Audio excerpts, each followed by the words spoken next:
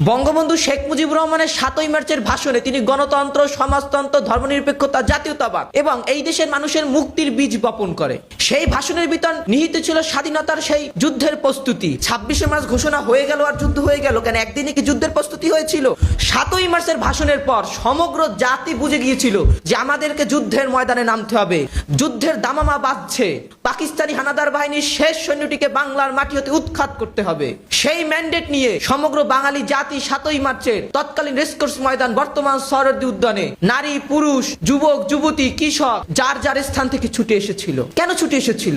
যুদ্ধের প্রস্তুতি কিভাবে গ্রহণ করা যায় তা শুনতে। যুদ্ধে প্রস্তুতিতে বঙ্গবন্ধু কি বলেছে? আমি যদি নাও থাকি, আমি যদি হুকুম দেবার নাও পারি, তোমরা তোমাদের সংগ্রাম চালিয়ে যাবে। এখানে বঙ্গবন্ধু কি একেবারে পরিপূর্ণভাবে বলে দিয়েছে যে তার অনুপস্থিতিতে কি করতে হবে? সংগ্রাম করতে হবে। বঙ্গবন্ধু নেই, সংগ্রাম করতে হবে।